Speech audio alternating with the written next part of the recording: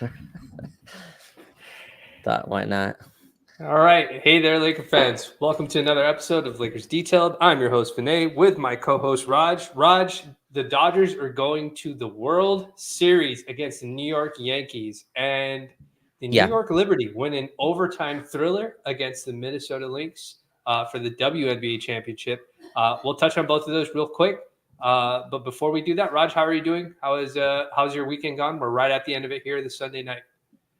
Yeah, no, exciting. Glad I missed the game on Friday. But yeah, I was busy in LA at an event, a really cool event that was put on. Yeah, just been watching all these baseball games. Got to watch the Yankees. Who is the Cleveland team? What's their name? Indians, right? Guardians. Sorry. It was Indians, right? If I have that correct. Used to be Indians, yes. Yes. Yeah. Okay, yeah, Guardians. Watch that final game. Watch Juan Soto, I believe is his name, just crank that, game winner. I believe that's, or whatever they want to call it. And then we got a cool WNBA playoff game today, which is fun. We'll get into, but exciting, man. Lakers back next week. This is the last weekend with without real Lakers basketball. Yeah. Back into the grind, man. Lakers first game, opening night is on Tuesday, October 22nd. We've got the late game against the Minnesota Timberwolves. Let's get into the Dodgers game. We're just happy for all LA fans, all Dodger fans. Yeah. I would say most Laker fans are very excited for Dodger, and most Laker fans are Dodger fans, I would imagine. So we're excited for the Dodgers to get to World Series. Like you, I haven't watched a single regular season Dodgers game, so I had no clue what to expect. All I know is that we always get heartbreak in the playoffs. And I asked my buddies who are hardcore Dodger fans what I should expect. And they're like, Ohtani's an amazing player. Things might be different this time around. And now we're in the World Series, so I'm excited for them. It's funny. I have not watched the Dodgers lose in the playoffs yet. Charm. All right. So I have a friend that's like, you got to lock in, you know what I mean? And I'm like, Friday, Lakers play as well. So it's going to be tough to watch both. Hopefully the game's at 5. There's a weird game, Vinay, and I don't know, like there wasn't as much uproar as I thought there should have been, but there was like an afternoon game on Friday at like 2 p.m. Pacific on a work day. Yeah. And I think that's insane. Like Adam Silver would burn the house down if they try to put the Lakers on at 2 p.m. On a Pacific time during a a conference finals game. Like I think or whatever. Yeah, you're right. It's basically the conference finals. Yeah, like I think that's imagine if the Lakers played at 2 p.m. Vinay on a Friday, LeBron versus whoever, and like half your audience can't watch. I thought that was absurd. So I missed that game. They lost that game. But every other one that I've watched, they've won. So happy for the Dodgers. It's been cool to follow baseball, learn about baseball. This is the time of year for me that I always try to at least learn about it. Dodgers have been eliminated early enough where I don't get my engagement into it isn't what it is this year. But yeah, congrats to them. Should be a fun one. Dodgers Yankees, which I think has Lakers Celtics very kind of synonymous in terms of the meaning of it. So go Dodgers. Yeah, we love LA. Yeah, we love LA. So we're rooting for the Dodgers. We'll be tuned in for that. Raj, let's jump to this game, this WNBA championship game, because I watched this game too. I had the multi-view set up. And I was watching this game, and then I switched to it once the Dodgers built a good lead. This Minnesota Liberty Game 5 was nuts because sometimes it looked like both teams were fighting for their lives to win the game. And then at both times, and sometimes it was like neither of the teams wanted to win that game and were trying to find ways to lose that game.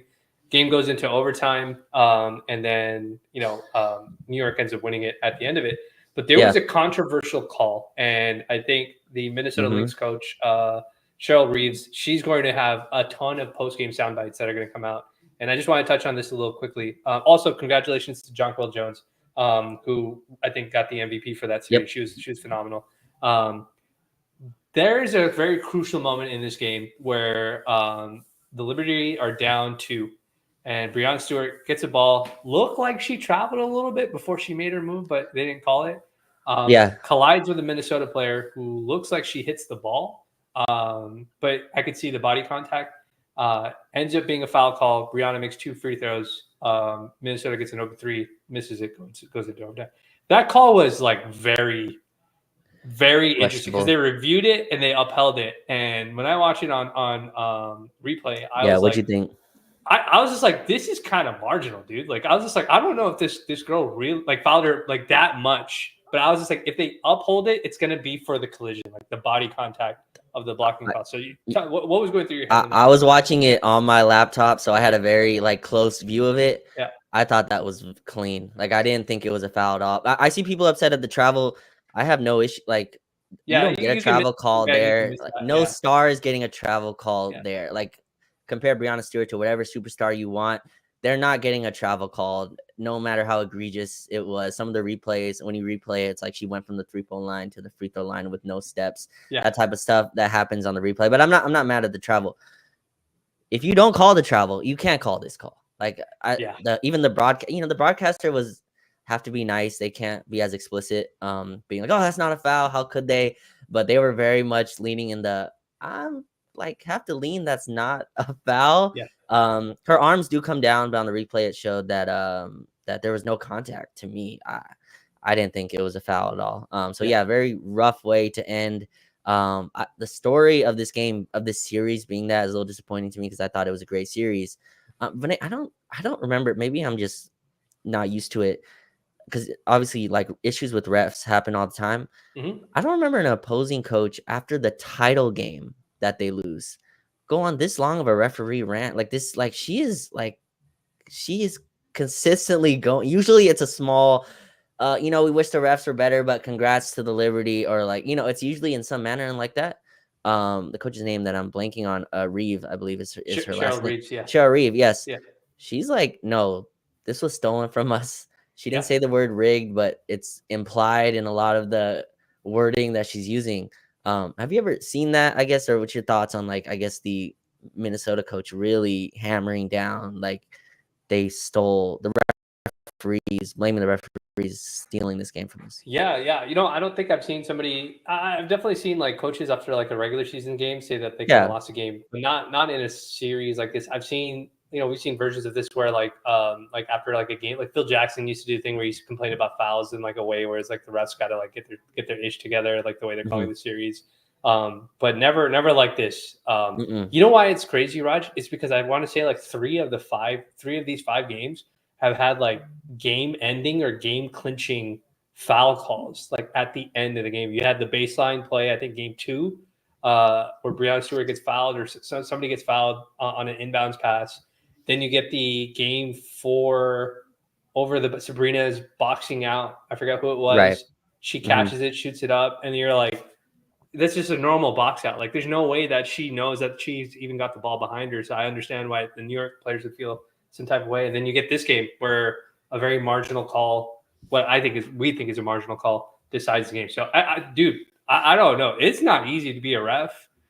I also don't know if I could be the type of ref where I would just like do nothing. I just go play on, because you could, if on replay it looks like it was a foul, you might have cost 2 free throws. That might cost the game Liberty. So I don't know. It's a tough thing, but yeah. I mean, like, the coach is upset. So again, like, I think the WNBA is kind of Vinay in this point of like all publicity is good publicity right now. So all these players coming, I don't think it's in my opinion, it's not the best thing when, LeBron's really only tweet from this game was let the players decide it. Like, there's a whole game and story going on, and LeBron tweeted out like, that was not a foul. Damian Lillard chimed in, Isaiah Thomas chimed in as, saying that, the refs kind of decided this game. So I thought that was a little, disappointing, but great year for the WNBA. I think they accomplished a lot of things, and I think they're on a track level that's, increasing and going the right way. Joe Tsai and them, put a lot of money and investing into the Liberty. And again, another quote from Reeves saying like, we gave teams that don't circumvent the cap hope. That's a crazy quote. Like after that's an insane quote to say after a title game, especially when I believe they have the best player in the league on their team. But fun game, fun series, fun season. Hopefully the Sparks can enter some conversations next year. Not saying they should do this, but let's find a way to get Paige to LA in some capacity. I'm locked in. We're locked in. This right. We get Paige. Even if we don't get Paige, I'm locked into Sparks basketball. I need to see Rakia, healthy Cameron, Dearica come back, Lexi come back. Like we need to see that healthy team, see how they go. Raj, let's get to some Lakers basketball. Lakers get brutally assaulted on Friday. Assaulted, I think, is the most extreme word I can think of. We lose by 58, I want to say. Nearly 60 points on a ESPN2 game, by the way. So I think a lot of people were checked out already. Nobody played. Nobody of any significance played, unless you're a big Bronny fan. He did play, or a Jalen Hood-Schifino fan like yourself. I see the tweets, people. I see it. I see the mentions. Like the trade ideas. I acknowledge it. I understand. So I'm not going to pull my sword out at this time. But in future we'll talk, because he's going to be on the team to let you guys know. But we'll have that conversation. But keep going. So Lakers get assaulted, but the night before we get an incredible performance from Dalton Connect against the Suns, and scores 20 straight points. I think finishes with 30 or 35 points or something like that to end the game in overtime. An amazing game. And then the other news that happens, as one of the folks in the chat mentioned, Quincy Oliveri ends up getting a two-way. Colin Castleton, good luck to you in the future. He ends up losing his two-way spot. And I think that's pretty much everything that happened since the last time we podcasted. So I wanted to talk to you about just kind of what to get through this subject. What have we learned, if anything, about the preseason, about this team from what we've seen in the preseason? Is there any top takeaways that you have? Because I certainly have two for sure that I definitely want to discuss. But I'll let you go first. But anything on top of mind that you take away from this? Yeah, we can bounce back. By the way, Quincy Oliveri, congrats to him. Awesome story, and awesome, cool moment there with Steph at the end of that game. I love when players are active on social media in the right kind of capacity, and Oliveri is very much basking in the Laker light that has been shined on him, as he should. But I think that's a really cool story. Yeah, Vinay, I guess my concern that has not gone away is our size and athleticism, and I think we talked about this in theory before the season started, but I think seeing it in reality is kind of coming true. This fitting 5 guards into 3 guard spots, you know what I mean? We're trying to smush in a bunch of guards into roles that forwards should fill. And that's where I want to start with this. Is that a workable rotation in the regular season? There's a lot of lineups out there that are Gabe, Austin, and Connect, or Gabe, Austin, Max, and all those I believe are threes in the regular season. That's concerning to me when your backup's only Jackson Hayes. What do you do when AD is off the floor? But let me ask you, let's start there. Is that a concern for you? These 3 guard units that aren't just guards that you can play 3 guards in a sensible way if they're defensive minded, but our 3 guards are very small and very much offensively lenient players. That's a concern. That's what I learned from this preseason is, that's a spot that needs to be highlighted. I'm with you. I think if Laker fans hated the fact that Darvin Ham played 3 guards, guess what? I think JJ Redick is going to play 3 guards. I think Dalton Connect playing so well, Austin looking good these past couple games, Max looking good defensively these past couple games, Gabe looking good these past couple games. He's going to have to find minutes for these guys, and I think it's going to come at the expense of us playing small, not playing bigger. We're going to play smaller. And I think one thing I do want to say, I was on the playback with the coaches then, guys. And I think you might have been also for the Suns game. You can do it against guys. You can do it against a team like the Suns that starts Tyus Jones, Devin Booker, and Bradley Beal. You start all 3 of those guys. Okay, you can play 3 guards because they're basically playing 3 guards. But most teams don't do that. A lot of teams don't play 3 guards like that. And I don't know how the Lakers will be able to do all the other things that they need to do defensively, rebound to make it happen.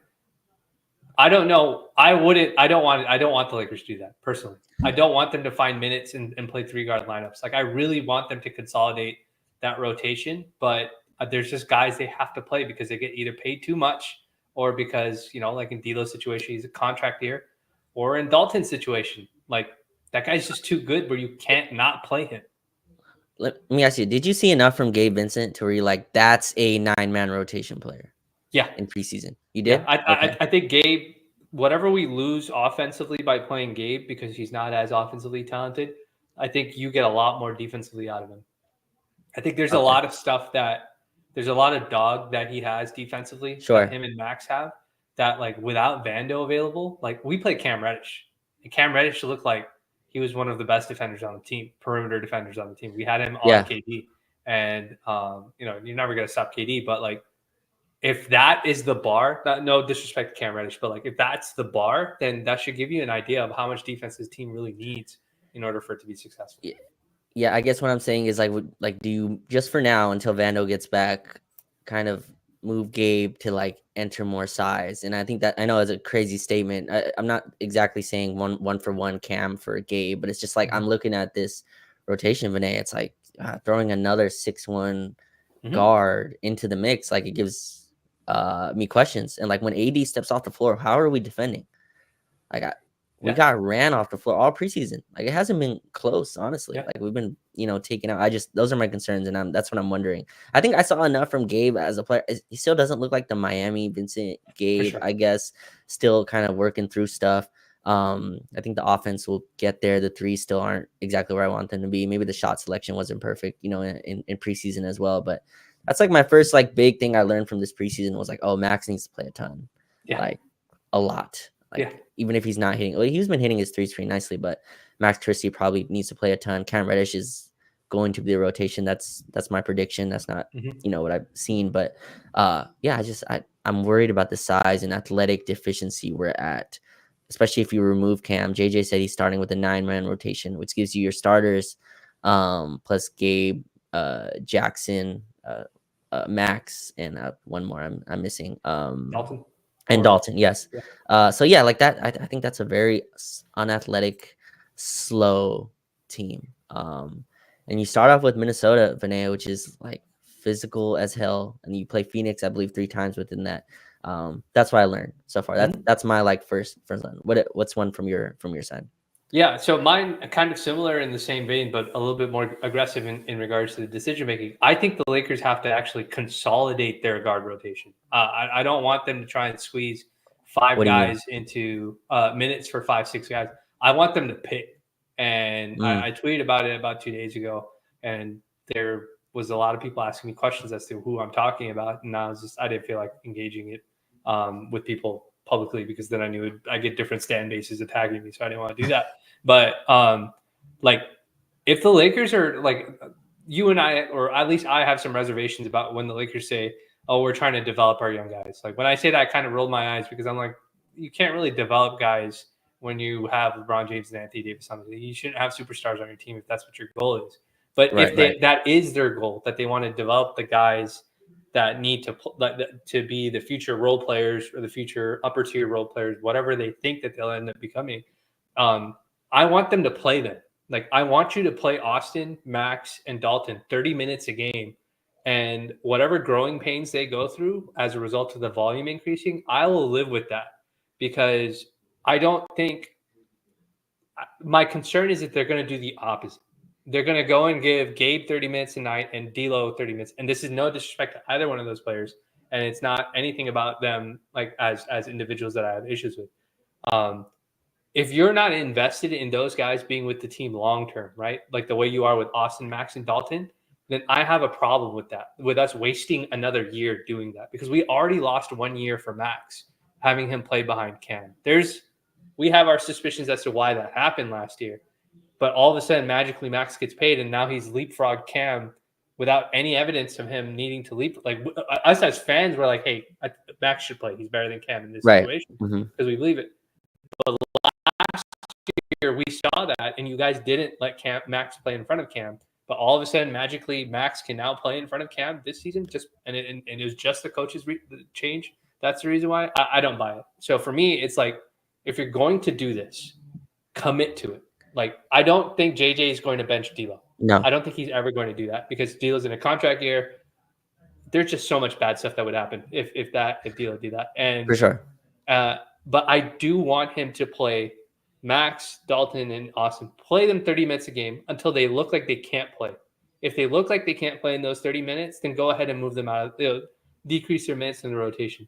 but we have to see what these guys look like at some point because we can't. My concern is, Raj, simply put, we're going to give D'Lo 30 to 34 minutes, okay, a night up until the trade deadline, and then he might not be on this team during the trade deadline. Those are minutes that we should be giving to the other guys to see what they're capable of. And obviously, we won't know within 4 or 5 months what they're capable of, but we can get a decent idea. Dalton looks very good, dude. He's getting the I think who was it, LA Bound or something like that. He had a comp. He had a Bogdanovic comp. The Bogdan in Atlanta. He played for Serbia. That's a really nice comp for how he plays because his shot selection, the way he shoots, the way he attacks from is very similar to how Bogdan does it. And I was just like, dude, if you told me we had a 25-year-old Bogdan on our bench, I would be like, yeah, he should be playing 30 minutes a game. Right. Not saying that that's who he's going to be, but that's my first takeaway. Like, play the young guys. Please play the young guys. Don't waste time on other guys. I guess the problem is, then again, that gets to my Gabe question then. Like, you want to play all those dudes, then, like, do you take Gabe out of the rotation? Like, if you're going to play Dalton, Max, 30 minutes, and then, you know, D'Lo and Austin are going to get whatever they are, that's four guard spots. Like, again, that's where I think it gets tricky. And no, I'm with you. I think those guys need to play. I don't see Dalton getting close to 30. I wonder, like, I think he's been awesome. I think he's the shooter we need. I've seen some Warriors people kind of give some Clay comps about, obviously that's the highest point of marking, but some Clay comps of like how he shoots and the way he comes off screens and his confidence level within that takeover, you know, in preseason, 35 points, 20 straight, Vinay, I believe, between fourth quarter and overtime. Like that's not even with it being preseason, like that was special. That was a super cool, you know, moment for him. But that's my concern is like if you're taking if you're giving all those minutes to those guys, then like you're gonna have Gabe maybe cut out, or because you're not cutting Austin and D'Lo's minutes within that, right? Like, well, I mean, I would, but like obviously I don't think JJ is going to realistically. Right. That's what I mean. So like I think D'Lo's gonna get, and I think like D'Lo, there's an argument that like you need his play for the regular season. Like I just think to get the wins necessary, like to get up to 50 or whatever wins, you need D'Angelo Russell to be good.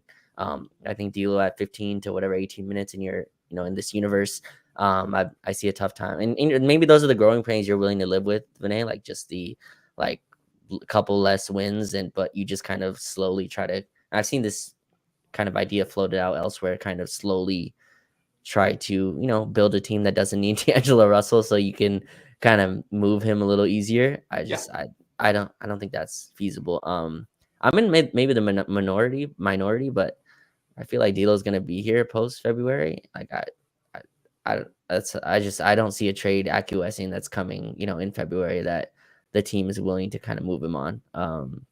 So we'll see if he stays. But yeah, I think that's a concern. I would like those young guys to play. We also don't like, can Dalton defend enough at the NBA level? I don't know. That's something we'll learn on Tuesday. I think we all believe Max Christie is good. We have to, you know, 30 minutes is a lot for a player that hasn't really been in NBA rotation to start. So, you know, we'll see where it goes there. But yeah, I think it's gonna be interesting to see how JJ kind of feels out the rotation. Vinay, like another thing for this preseason, I don't think he can survive with a 9-man rotation on this team. Like I just don't think that's coming. Like that's, I mean, you know. I mean, dude, like JJ's been making some declarations that like have like immediately like just kind of like disappeared even in preseason. Yeah. Like we've had 2 preseason games where JJ's gone and said at the end of the game, he said, yeah, whatever we discussed before the game, we didn't do any of it. And I was just like, I mean, like obviously it's preseason, so I'm not gonna crap on him or whatever. But it's just like, okay, you're the attention to detail guy. Like you're like the guy that's like everything's mapped out and planned. And obviously play execution is on the players sometimes. And many different things can happen that can cause people to go cause things to get thrown out the window. But it's just like it's a little weird, concerning. I don't even know if concerning is the word. It's just, or I guess maybe it's just funny. It's just funny to hear him say, yeah, this was our game plan. We didn't do it. But it's just like that's the same thing we killed Darvin Ham for, because when he would be like, well, I don't know what to do. Like, this is what it is. How do you feel about us not getting like a single dress rehearsal game in? That is a very good question. We didn't get one. Like, so LeBron and AD played 3 halves. in the whole preseason, 3 whole halves. I believe 2 of them were without Austin Reeves within it, right? So you really got 1 half with like your actual starters. I believe I have that right. The dress rehearsal game that we were supposed to get, well, I guess one that we thought we were going to get was against the Warriors, not this last one, the one before it. And then that half was terrible. Lakers kind of sleepwalked through that one. And then you got, these last few, which were just bench players playing. AD was awesome, I thought, but a lot of them on jump shots and, and stuff that like was running a lot of stuff without the actual team. That concerns me going into it. I understand it's a team that's bringing a lot of players back, so there's more continuity than than other teams, but not getting a single like the Suns when they had their real guys out there in the fourth quarter, in the second half of that game. Not the late fourth quarter, but like in that middle fourth quarter, they had their real guys out there because Coach Bud wanted to kind of this was their last dress rehearsal game before they sit everyone for the last preseason game. That's a normal procedure. We didn't get it. I know LeBron's in unprecedented territory, so you're trying to save every inch and every mile. But that concerns me. Not a single dress rehearsal game. So JJ goes into Tuesday with just like this is the dress rehearsal on day one. So yeah, like that's a concern for me. That we didn't get a single real game through this whole thing. There's nothing to take from a lot of these. Yeah, I'm with you there. Like I understand that AD and Braun also played in the Olympics, so you're trying to minimize the wear and tear on them. But am I disappointed that we didn't get a dress rehearsal game? For sure. But at the same time, I'll ask you the same question that I asked you last year. Who's going to tell LeBron he has to play if he doesn't want to play? Like, unless he has a medical reason he doesn't want to play, which might just be rest. So that's what I'm saying is this needed to be planned out like correctly. Yeah, for sure. Like that's you know what I mean. So like I'm not mad at LeBron skipping a game. Like let him skip games. But why did he play the game like in Milwaukee? Like what? Like might as well save everyone for the game that you have. At least the game before the preseason game. Like I thought that should like why did AD play? And then LeBron was out 10 minutes. This is like the back-to-backs last year. Remember when was it last year or 2 years ago where like AD sat out he wouldn't play against the really bad teams, but he'd play against the good teams, and then we lose to the good teams, and then barely beat the bad teams. Or and we're like, why did you do it that way? If you're picky or choosing, just play the bad team. Yeah, I remember when LeBron was out. It was like Jared Greenberg reported that LeBron was out like 5 minutes before the game. I'm like, all right, well. I mean, this was supposed to be the dress rehearsal game. This is not me critiquing LeBron. This is just like this should be organized. Like let's get the full team in. I know Rui sat because he had calf issues and all that, and I get it. Like you want to be cautious with guys. Austin was out, I believe, for an ankle issue for 2 games. Like that's gonna happen. But not getting one, like not a single game where like in actual rotation. We don't have to speak about Bronny like in that sense. It's just like playing starters with Bronny, like. It's cool. It's a cool thing that's going on, but it's like, let's get a real rotation in there. Like you can have Bronny have his minutes at the end of the game. It's just, it was a little weird when, in terms of the rotation that we saw. I understand people's frustration with JHS and all that, but like JHS is not going to be in this real rotation. Yeah. Why is he running first quarter pick and roll minutes? Like what, why is like, I get it. He has to get his minutes and all that. It's just, I don't know. A lot of stuff from this preseason felt like, and I felt like we've done this a few years where we just don't take it seriously and we bullshit and we just, do whatever to get through it. And then the games start and I'm like, damn, why are we 2-8? It's like, oh. Yeah. So that's really my next concern. It's just that, are we going to do this thing where we're spending the first 10 games of the season, like as like our extended preseason ramp up? Because if that's the case, then we might be in trouble. Like in terms of like, we're not, obviously you're never going to be on like, starting from the gate, be on full cylinder. But Raj, okay, I'll give you my next concern. Raj, our defense has not been good. Like I know it's preseason, but our transition defense has been awful, dude. Like all of the stuff, and I think you brought it up nicely a couple times.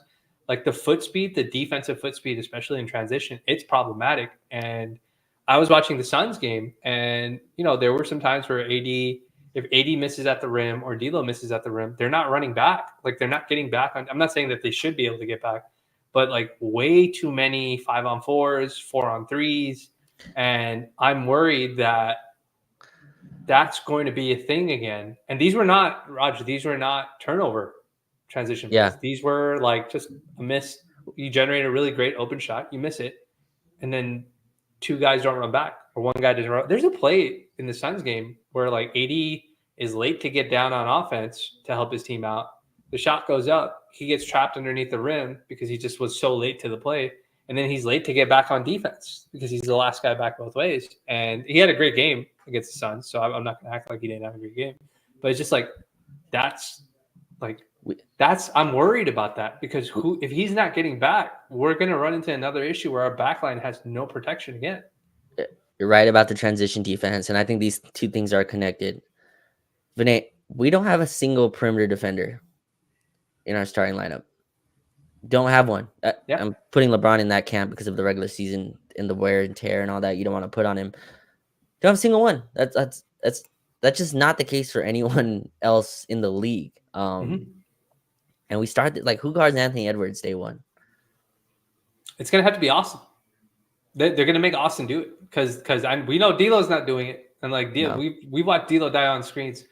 I think they're gonna put LeBron on Anthony Edwards to start the game. I would be shocked if they did that, but yeah, maybe. But I mean, like Austin can't guard Anthony Edwards. Like it's a not fair of a matchup for him. Yeah. I don't know. Maybe LeBron guards Julius Randle. Who knows? Because who guards Randle? Then I guess I'm kind of losing guys, right? AD would have to guard Nasri. No, you're right. So yeah, I was a proponent of this when we got Rui, but people disagreed with me at the time, and maybe it's not true. Maybe it is. Maybe it doesn't. I thought Rui needed to like get skinnier. Like I needed Rui to like thin down, and he hasn't. And this isn't to pick on Rui, but we also don't get the advantage of Rui being bigger a lot of the times. Like I feel like, like you don't get as much of the power game as I think you should. The rebounding is coming. He had like 9 boards, I believe, in his last preseason game, but it's still not like he's not physically overpowering guys at the level where the trade-off between the foot speed and the power, I'm just not getting enough on the power side where I'm losing all of it on the foot speed spot. Like go through, who can Rui guard on all these best like West teams? That it's tough. It's tough to know. That's why I've been a component of Vanderbilt. Another like this preseason Vinay. Like I feel like I've gotten a million Vanderbilt and questions. I guess no answers on when he's coming back. But no, you're right. It's a tough spot to be. The D'Lo and Austin backcourt, I think, admittedly has a lot of like defensive flaws.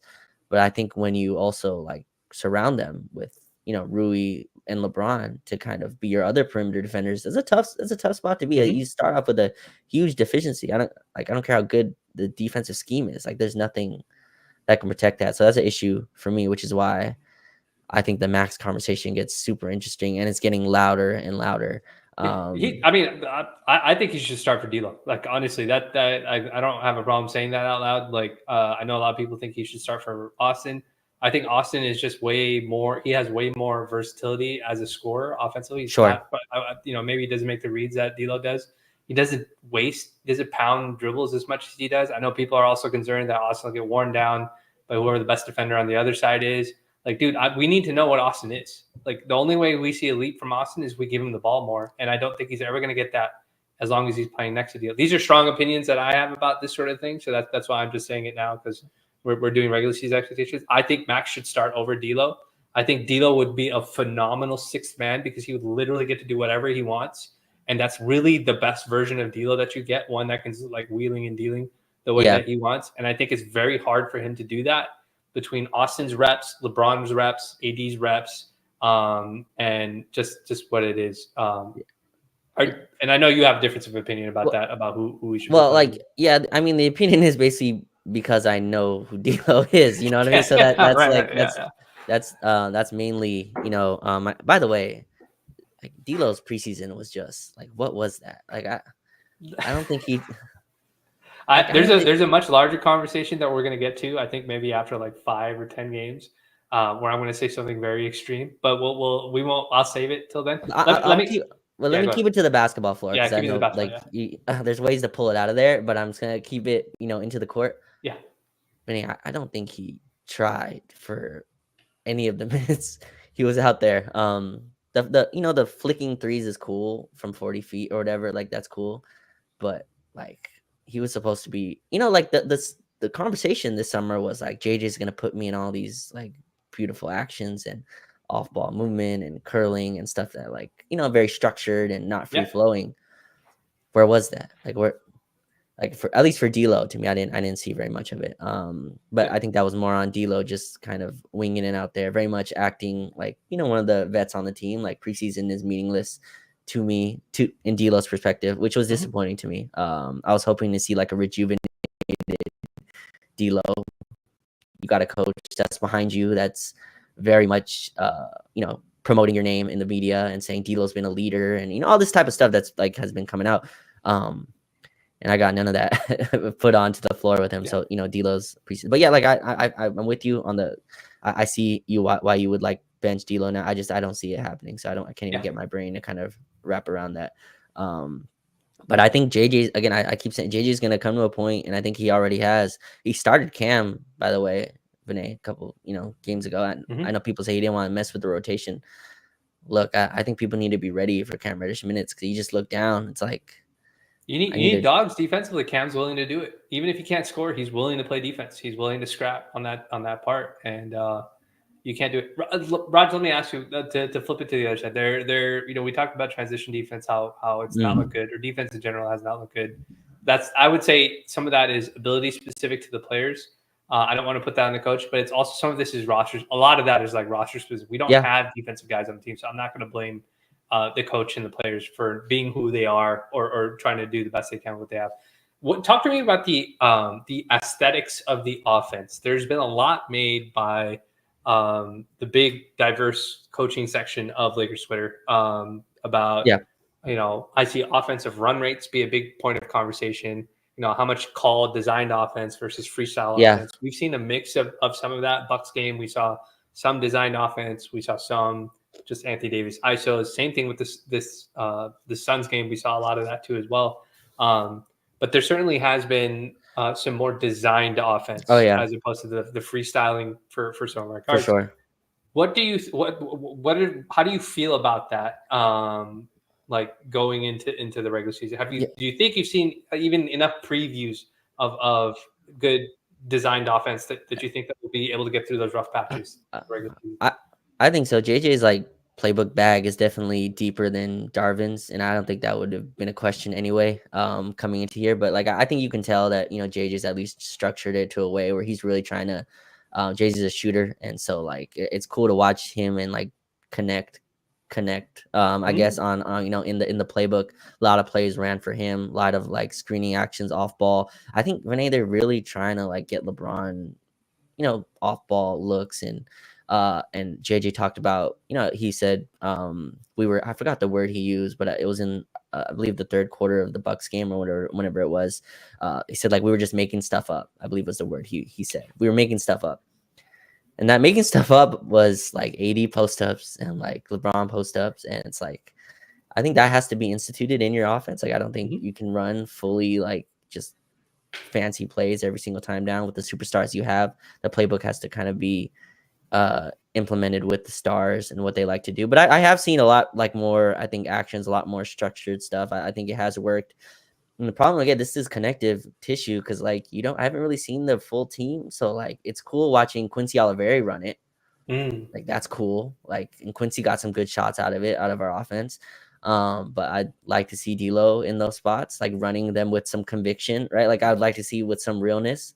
I thought we saw some of it in the Bucks game. I still think Rui's role is still like so confusing to me. Where does he stand and all this stuff? A lot of his shots still doesn't seem like where it should be, but no, for sure. I've definitely seen an uptick in like structured offense and I guess aesthetically, like I feel like it's looked better. It's just I feel like I haven't seen the team play, so it's tough to know. But Austin has I think Austin's looked good. He looks like he's comfortable in this offense. A little more ball handling duties. Him and D'Lo still feel like they're doing this your turn, my turn. Yeah. And you wish it was a little bit more symbiotic by now. Like they've played together long enough that you would have hoped that both of them have kind of more of a read and react kind of position on it. But that's fine. Two guards that need the ball and like to attack switches, like that's gonna happen. But I've definitely seen the offense pick up. It's just I feel like I haven't seen the team enough, which is like I'm interested in Tuesday. Like I have no idea. Like we can get blown out or beat Minnesota. But I don't think we've won a home opener in like 7 years. 7 years. Yeah, the last one, like I don't even remember. I think Jordan Farmar was starting on the team when this happened. But yeah, that I've definitely seen an uptick in like play calling and stuff like that. And I think JJ's has had the right mindset with that. But you can already tell like the frustrations. Like I don't know, they were panning to JJ while we were losing by like 60, and like you tell he's like, oh, like this is not. I can't. His post games, I fully expected to be. This might be the first season, like the Russ seasons. I didn't like watching the post games because I knew that some LA media guy was going to go up to Russ and ask him a stupid question that he knows, like that he already knows is going to get a really annoying, get a very icy answer, like a bad answer from Russ. And I just knew like reporters were doing that on purpose to try and get those kind of, or they'd ask like Laker teammates, like, what did you think about that shot at the end? Knowing that they were asking about Russ. And it's just like, bro, they're not going to throw Russ under the bus. Like, it was just like, but this season I may watch it just because I think JJ is really, really good at calling it out. So I want to see how he calls out the slick kind of questions, the kind of loaded questions that the LA media folks pretend like, oh no, it's just an innocent question. I would just like to know. It's like, no, like we all have eyes. Like we know what you're trying to ask. So if they have a bad game, whenever they do, I'm definitely going to be tuned in because I just want to hear how JJ answers it. I'm so efficiency wise, we know that Lakers starting lineup is one of the best offensive lineups in the NBA. I don't think analytically, like the data wise, you're going to see a ton of like uptake. Like you might actually see it come down a little bit because we were like the number 2 offense after the All-Star break. But I think how they get into it, how much effort, how much like attrition and energy is required for them to score those points, I think is certainly something that's worth like tracking. You can kind of see it, even though we had the number 2 offense, like a lot of that was Anthony Davis isolation, LeBron isolation, transition, defense to offense transition, that sort of stuff, Rui isolations, that sort of stuff. So if we find a way to be more synergistic in how we do things, I think that'll certainly be helpful. I think that'll probably be the biggest impact we get from JJ, that it won't be as much a single guy pounding the ball, unless it's, LeBron or AD for those stretches where they're going to be the guy who kind of does that. Go ahead. Well, I was gonna say like one thing I've seen is definitely trying to get AD being a playmaker. Like that's been something that I think they're really trying to hamper home. And I think he's looked well. He's looked good. Like they've have him in the high post, trying to play make out of that, guards and LeBron and others cutting off of him. One thing also I've noticed been a lot of jump shots for AD, like a lot of jump shots, and I'm not sure if that sticks yet because I think success will kind of be his guide, and success will be his confidence in that. But I think it's interesting. Like he had the huge game against Phoenix, and like I think a lot of that was jump shot heavy. Yeah, he made like 4 threes in the first quarter or something like that. 4 threes in the first quarter. Yeah. Didn't hit a 3 after that, but the 4 threes in the first, I think he started 4 for 5 and finished like 4 for 10 or whatever it was. I like the confidence in it. I'm in the minority as well in this. I don't really care about AD taking threes. Like I just that doesn't really bother me. I like the mid-range shot a lot. I think that's way more important. But that's one thing I've noticed also from preseason. A lot of jump shots for AD. Not as much bullying through guys, which I think is important. Which I think is trying to kind of keep his wear down. But have you seen that as well? I feel like a lot of jump shots from AD. Maybe that's just the opponents we were playing. Like Nurkic is a guy he can't really go through. Trying to think of the other ones, but I don't mind it if he's taking it with confidence. I think one of the things that's really hurt AD is that he pounds the ball a little bit too much, and it almost seems like he's thinking about what he wants to do offensively before he does it. Whereas I feel as in JJ's offense, he's been a little bit more quicker to his decisions, a little bit more decisive in how he does it. So if those, like even the threes that he's taking, Raj, he's not thinking about those threes. He's just taking them. And I don't mind that because I think there is something about like confidence. There's something there. Just playing basketball myself, like somebody who takes a long time to take that shot, they might be in their own heads. Whereas somebody who just kind of takes it like, I'm going to shoot this when this ball comes to me.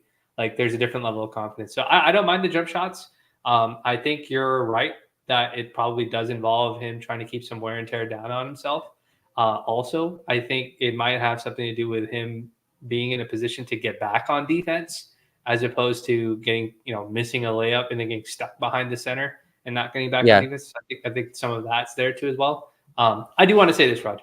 While I'm thinking about it, the guards, some specific guards, have been doing a really nice job crashing the glass from their positions. That was a big issue the Lakers had last year. And I've seen Austin, Max, we already know, likes to do it. We've seen Gabe do it also as well. It has been very good to see them come from the perimeter to crash, to grab those defensive rebounds in that free throw line area, because that was a huge problem for us last year. And we didn't help ourselves out by doing that. Right. Yeah, no, I've seen that as well. I think like Max has done a really nice job, and like you said, he's already a good rebounder. But Rui's a guy that they're really trying to have him crash from the corners as well, and just kind of box rebound. Again, like my concerns on these is just like when AD goes for the rebound, it's almost like a turnover to me, because like it's a fast break run out whenever AD is behind the play. But no, I think that's been a good point of emphasis as well that JJ has talked about.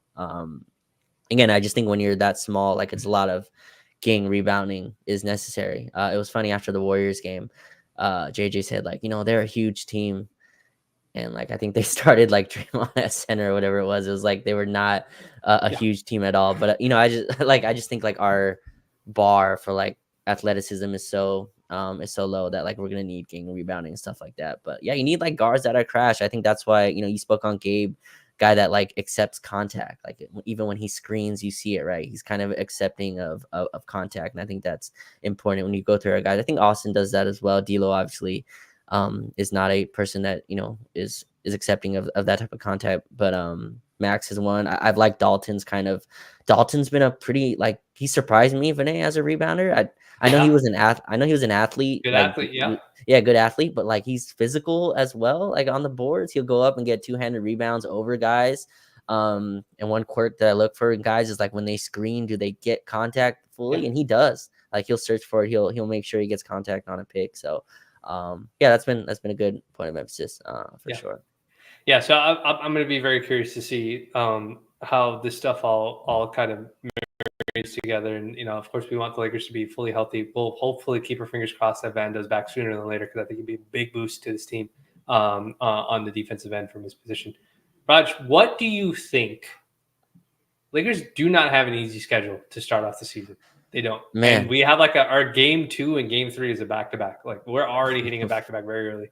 We've got like a Phoenix, I think it's a Friday, Saturday, or maybe a Thursday, Friday. We've got like a Phoenix Kings back-to-back. The basketball gods are screwing with the Lakers. They're almost torturing the Lakers by giving us the Kings on a back-to-back, knowing how fast they play.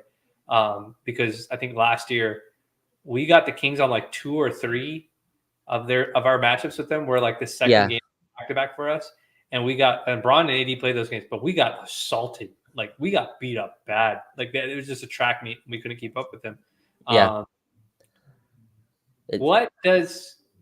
Okay. Let me phrase this question correctly. JJ has made it very clear that JJ, and I would say the rest of the organization, and at any opportunity, have basically gone out and told the fans that, like, hey, it's going to take some time. Like, it's going to be, guns blazing from the start. You have to give it time. Okay, cool. You and I have watched a lot of Lakers basketball. We've watched a lot of bad Lakers basketball. We understand what that means. But Lakers social media doesn't care about that. Like they don't. There's zero patience. Like the whole idea of a brand new coach coming in, and one of the first things he tells you is relax. If we win the championship, cool. If not, enjoy the process. Is almost, I would argue, is you're almost insulting the Laker fan base by saying something like that. But my question to you is, how bad does the record have to be for the Lakers for people to be like, is JJ the guy? So I think people are already on super thin ice. I can tell Vinay by like when I tweet out the Lakers are playing today, I can get a good good barometer of like how fans are feeling. And I could tell they're, number one, tired of this roster. Like you can you could feel that in the census, right? And to me, the sad part is they're taking it out on the wrong people. So like, are you gonna make a case for JHS? No, I'm not making a case. It's just like taking it out on the 15th and 14th guys. Like to me, it's just missing. It's missing the whole point, right? Like you're stepping over $100 bills to pick up pennies. Like you know what I mean? Like you're like it's just the extreme wrong approach. But in any case, like no, I don't think the patience are. Look, like you get Minnesota on Tuesday, and the Lakers have real trouble with bigs that can shoot. Like that gives like when AD can't be sit in the paint, our defense just craters. Like it just does. And I believe Nasri is healthy, right? But you follow the league a little bit. So yeah, I have to double check. I don't follow their team as closely, but I believe he's healthy. I remember he had like a hand injury or something like that. I don't remember. Or maybe I'm thinking of a different big man. That's Hartenstein in OKC. Forgive me. So yeah. So you have Naz Reid, then Phoenix starts Nurkic, who gives us trouble. Big physical dude. They picked up Plumlee, I think, as their backup. Plumlee as well. Yeah, but I think Nurkic just big body that AD can't power through. And the Kings with Sabonis, very much a big that, rebounds and pushes the pace and just does exactly what we don't want to do, which is run. And they also got DeMar DeRozan this summer, which, I'm not the biggest DeRozan fan, but regular season DeRozan picking on our guards is just not that's just not fun to watch. And that's the back-to-back you're talking about. Well, actually, no, that's coming later. So then you go to Phoenix again. You go in Phoenix, and then you go to Cleveland, like a healthy Cleveland team. It's just that's your first 5. Like after that, it's in Toronto, which the schedule lightened up a little bit. You go Toronto, Detroit, then Memphis, so it lightens a little bit. But those first 5, man, like you can't be 1-4 like that. That's a real possibility. So that's where I think the patience will kind of wear through. But I think it's already started. Like I think the JJ kind of honeymoon is that's I've never been on a honeymoon, but this feels like the going home portion of it, like however that happens. And so yeah, I just think like once the games start, the coach isn't as much on the TV. The players are on the TV, and so that's where the attention is right now. Like it's summer, so like the attention is on whatever the Lakers post, and it's a lot of like it's a lot of good vibes and all that. I just think the vibes are 100% correlated with the wins. Yes. The vibes were cool in the playing game last year. People forget this, but like not playing, excuse me, the in-season tournament, the vibes are good then. Like we, LeBron and AD look excited, and we're talking about getting millions of dollars for Maxwell Lewis, and what a cruel story that was. And once they started losing after the in-season tournament, that's when the vibes got destroyed. So that's where I'm at with it. I think that's where the patience is. This schedule worries me, and like I think I'm higher on Phoenix, and I think the general consensus is Vinay. I think a lot of people write them off because of last year. I think KD, Book, and Beal healthy. It's like a hell of a floor to reach offensively. Yeah. You have to on a regular season night to night. That's a tough floor to reach. And we play them, twice right away. So that's where I'm at with it. I'm worried about this start for sure. Yeah. I'm worried about the start from the perspective of you have 3 divisional games to start the season, like right off the bat. Like these are all 3 of these games might have tiebreaker scenarios, like by the end of the season, depending on how they go. So like, if you're a team that requires the first 5 to 10 games, or your stars require 5 to 10 games to ramp up, like this schedule is not in your favor in that regards. And like we played the Grizzlies twice in I think our first 10 games. Again, like they lost. I think they lost Triple J for a little bit of time. Jaren Jackson. But again, like a young team. Like the young teams in October are the ones that worry me because they're running on just all adrenaline. They're start to the season, fresh legs. We're trying to run on every single team. Same thing with like a team like the Raptors. Like I don't think they're a good team, but they're a young team and they might run and they'll. And on the road in Toronto is always tough, no matter what their team looks like. Yeah, so it'll be very interesting to see how the Lakers approach this. I do think talent-wise, the Lakers can definitely match up with any of these teams. Like I think we're probably a better defense, arguably, against compared to the Suns. Like the Suns, they don't they're actually really small at a lot of the positions. Can we lose to them? For sure. Can we get blown out by them? Absolutely. Like anything is possible. But Raj, if we start off, if we go through the first 10 games of the season, I think 5 games is too early. 5 games? Okay. the panic button will get hit at 5 games if we only have 1 win through 5 games. I agree with you there. If you're at 0 or 1, for sure. If it's anything like if it's like 3 and 2 or like you're 4 fine. and 1, I think people are gonna be screaming. No, they'll be for chill. winning the championship or something. You know how Lakers fans are. But I'm talking about through 10 games because we'll play like the Spurs, the Pelicans, the Jazz, those sort of teams. If through 10 games we're like 4 and 6 or like 3 and 7, I think it's gonna get scary, dude. In LA, like I don't think it's gonna be a JJ thing, but I think there's certainly going to be like a, yo, what's going on with this roster? Like, what are we doing? Like we're putting our, especially if it's like very obvious that our transition defense is still terrible. Like, and our just half court defense outside of Anthony Davis is just really bad. I think, and I'm worried that a little bit of what you're saying. Like I'm a little worried that like a guy like Jackson Hayes is going to get crapped on for not being able to do like significantly more than what he's ever been able to do. Like you're trying to, what's the saying? You're trying to draw like blood from a stone. Like you can't do that. And like, we're going to get upset at D'Lo and Austin for not being able to defend Anthony Edwards and Devin Booker when it's just like, right. Those are not defensive guys.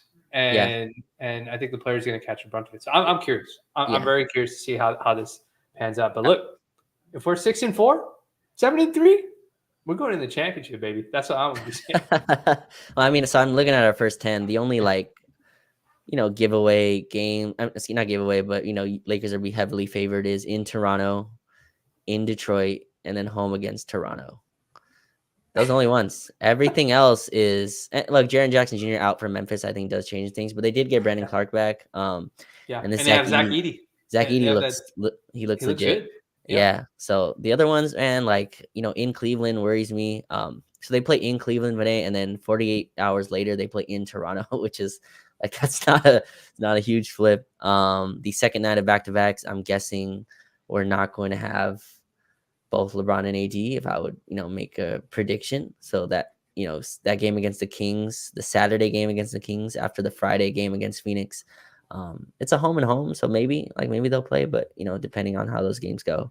Yeah. But yeah, I think it'll be tough. But this has been a lot of negative. I think one positive that I've seen is that AD looks good. And I think the Olympics helped him. Like, AD always talks about, remember he had that quote that like tore us apart, which was, I haven't touched basketball in 2 months, and it's like the Olympics forced him to stay in. That's what I mean. Rhythm.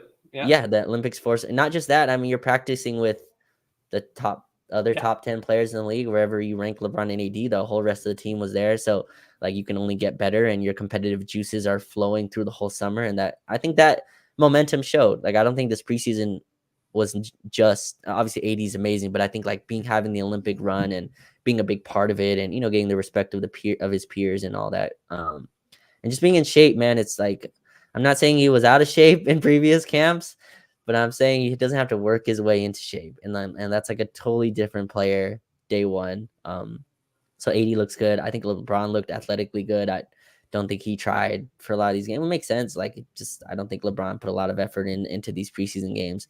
And so we'll see. Tuesday, we kick off against the team that made the conference finals. Yeah, physical made the team, a big team. Yeah, a team that loves kicking our ass. By the way, Vinay, like first preseason game this year, Anthony Edwards didn't play. We were down 35-20, like right away. Like this team loves physically beating us up for some reason. Something about our team gets like shark eyes from them. So those matchups have been fun.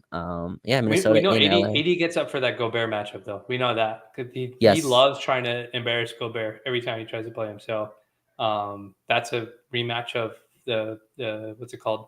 One of the games in the Olympics. So that'll be good to watch as well. I'm with you, dude. I think this team has the potential to definitely surprise us with some of the stuff that they might. Maybe JJ's keeping it in his back pocket. Maybe he just doesn't want to reveal what he's going on. I do think it's a very offensively talented team. That is for sure. I think the Lakers have a lot of offensive talent on this team. And I would love for them to consolidate some of those roster spots so we can really see how talented this offensive team. I'm very hyped for Dalton. He's got some of it. Like the you know what? So I was talking to my brother about this. Dalton's game against the Suns reminds me of that game that Austin had against the Clippers when everybody was out. When I think Austin had like a triple-double, I want to say, or a near triple-double. He had like 30 points, hit a bunch of big shots towards the end of the game. That ended up in Denver, right? I think it was against Denver. Was it the last game of the season? Are you talking about the last game of the season? Oh, was it there a game against the Clippers, or was it? Oh, maybe it was Denver. I might be wrong. Maybe it was Denver. It was. All I know is there was a game where AD and Braun were both out, and Austin just had like a great game. Like he had a phenomenal game. Lakers ended up winning the game, and it was just a lot of fun to watch. And then when you were watching him, you're like, oh, this kid is actually really good. Like this kid, like he's like ready to play here, because he was playing against like a real roster. He wasn't playing against like third stringers or something like that on the other team. And Dalton doing that, Dalton doing what he did in the preseason. I know it's preseason, and I think the Suns still had some of their core guys. Like, but the way he approached it, no fear. I'm in the zone. I'm going to shoot it from the distances that I'm comfortable shooting it.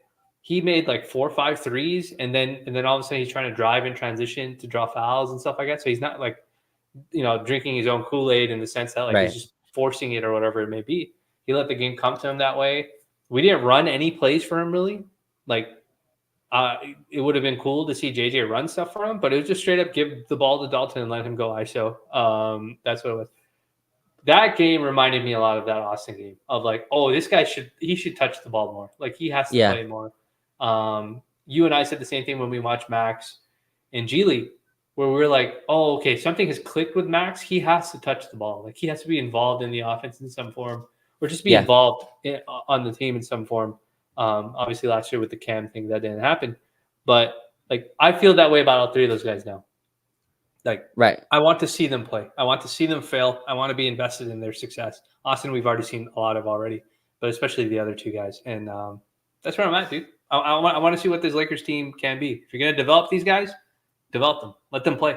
Let us root for them and be part of that journey for them.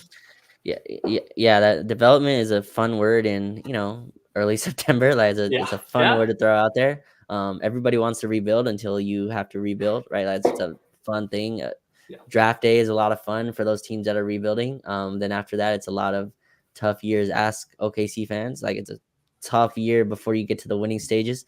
But no, I'm with you. I think Dalton's legit. I remember Lonzo, obviously a different level of prospect, but Lonzo had a game like in Phoenix his rookie year. Yeah. You're right. Yeah. I think it was like the second game of the season, I believe. He had like a triple-double, and I think we won. And that was kind of like, oh, okay, like Lonzo's. He didn't have a perfect rookie season, obviously, but like that game kind of showed like, oh yeah, this is a legit dude, like the legit NBA talent that we drafted. So Dalton kind of had that. Reggie Miller was like just going crazy, on him as well. And, JJ called him the 1% shooter. That 1% shooter will be tested, early. I think Dalton's going to play. I think he's going to play a lot. I don't think he'll get 30 minutes that you're, hoping for, but that dude looks legit, man. Reminds me a lot also of like who's just ready day one, to play. Older player, kind of more seasoned, kind of knows who he is. And so Dalton's a better shooter, but like for the folks that are wondering, like me and Raj had this conversation. We were with the coaches den guys. We were in a group chat, and like one of the things that I tried to argue was that before LeBron and AD arrived before LeBron arrived in LA, Kuz was a rookie. And he was an experienced rookie. Maybe I said this already on the pod. I can't quite remember now. But like the Lakers just threw him into the fire. They were just like, go play basketball. Go figure out. Like we win games, we lose games, whatever it is. Like go figure out. We drafted you late first round. You're an older player. We don't have time to waste by redshirting you, especially on the team that we had at the time. So go play. So my thing is, if the Lakers believe Dalton is as good as he is, he has to play. Like, who cares? Just play him. And obviously, it is a tricky situation with D'Lo and Gabe and whatnot on the team, Max. And Austin. So I'm very curious to see what it is. But I'm just like play the guys. Like, I've had some people message me and tell me, oh, well, our ceiling is just going to be a play-in team. Well, look, dude, our ceiling has been a play-in team for the past couple of years. And last season, we got LeBron and AD for like 70 games. We were still a play-in team. Granted, we did win almost 50 games in the season. So my thing is, if our ceiling is a play-in team regardless, play the young guys. Like let get them ready so that if we do have to play in the play-in, they're ready to contribute. They're ready to help us. because we know what we have out of some of the other guys that we have taking those minutes up. So that's my logic behind that. Yeah. I'll close with this because it's funny. You say you don't listen to the broadcast, right? You mute it, I believe. I mute it, yeah, all the time. Yeah. So every game, Vinay, Stu and Billy, like Vanderbilt's importance continues just to raise in volume. So like every game is just going up and up and up. And like the last game, it's like we're missing Vanderbilt, and they're like, hey, he's the best defender on the team. And usually they caveat that with like other than AD. Yeah. But now it's just best defender on the team. Like, man, like we're not getting Scottie Pippen back. Like we got to figure this out. Like I know Vanderbilt's a big part of the defense and all that, but I think I hope Vanderbilt gets healthy, man. I think is a super important piece, and I think it's glaring. It's a little concerning too. Like the 9-man rotation, if you're swapping someone out, does Dalton get swapped out in that situation? It's a little concerning when you just try to squish the numbers up. But I have no idea. Vando could be back for the opening day, or he can be back in January. I have no idea about Vando, but I think it's interesting. I just don't like the framing that our season hinges on Vanderbilt. I think it's a really bad way to approach this season, and I think there's unrealistic expectations that are being put on the shoulders of a guy who's going to play like 20 minutes a game. I think people need to be realistic about this roster and yeah. It wouldn't be the Lakers if we didn't put unrealistic expectations on exactly one person to fix all of our problems. Like we've been doing it for the past 3 years. Yeah. I'm just saying, like, it would make sense if AD was out. Like, for sure. You know what I mean? But like because I feel like I'm going crazy. Like Spectrum's doing this. Like, you know what I mean? Like that's my concern. Like, it's like, man, they're missing Jared Vanderbilt. Like, yes, Vanderbilt's a huge part of this team. Like in terms of he's the connective tissue that connects a lot of lineups. But he plays like 18 to 20 minutes a game. Like you need to figure out other minutes on the floor. Like you can't. You like Stu was basically making the point. Like Billy was like, man, their defense has been terrible in preseason. They're giving up all these points, and Stu's like, they're missing their best defender in Jared Vanderbilt. I'm like, man, that's not okay. I mean, I guess that's true, but yeah, I hope the Lakers can pick up some wins and survive this first stretch of just brutal teams. Yeah, huge Western foes. Yeah, my final thoughts are, we're gonna learn about let's just see what the basketball is on the floor. And we'll take it one game at a time. JJ is a new coach. He is learning this process on his own. Not on his own, but like learning it for the first time. He's learning this. So I'm not going to make reservations. The jokes I make about JJ are purely because of the way he talks to people and he talks about the game. Cracks me up sometimes. But I think he has an opportunity to be a really, really great coach too at the same time, and really optimize some of the things that we have here. And I don't want to discount this also. Like it is going to be really cool to see Braun and Bronny have their whatever that moment ends up being for them. I think that's a very cool thing that's going to happen too as well. So I'm looking forward to that. Anybody who has kids to have an opportunity to do something that they're going to do is pretty amazing. It'll just be cool to see. And we're excited for the Lakers basketball season, and we're excited for good health. We want good health for our guys. We want success for our guys. We want everything to work out the way it does, and we'll be there. Regardless of whatever the obstacles are and what happens. We hopefully Wood and Vando come back sooner than later too as well. So we're hoping for them to come back. But as always, folks, if you missed this, I'll make sure to post this on Spotify and Apple, or you can replay this back on the Lakers Detailed X account if you want to watch it on X. But whether you're listening to this now or you end up listening to this during the day, we hope you have a wonderful day, and we'll see you on Tuesday for the opening game against the Minnesota Timberwolves. So if nothing else, we'll see you in the next one. Take it easy. Peace.